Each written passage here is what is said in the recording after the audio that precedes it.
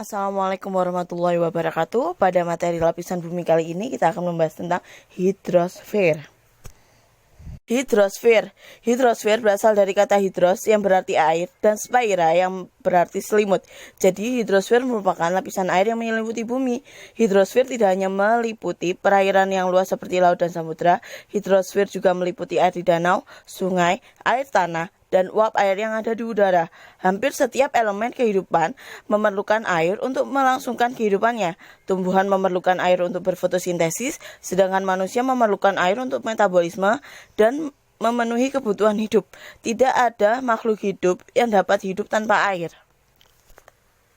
Air yang ada di bumi memiliki sebuah siklus yang dinamakan siklus hidrologi atau siklus air. Siklus hidrologi merupakan sebuah proses daur ulang air secara terus-menerus.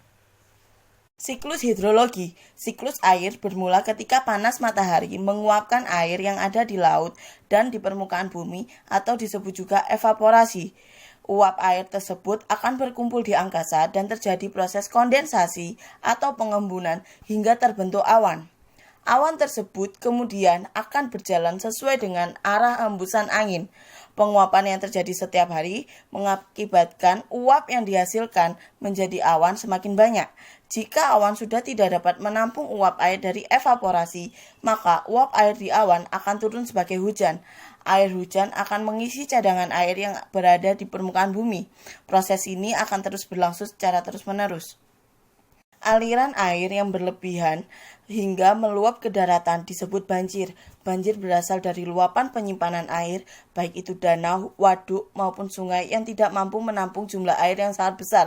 Ketika penyimpanan air sudah penuh, maka air yang harusnya disalurkan ke penyimpanan akan meluap ke daratan sehingga membanjiri daerah di sekitarnya. Penyebab banjir. 1. Tingginya curah hujan menjadi salah satu faktor penyebab banjir.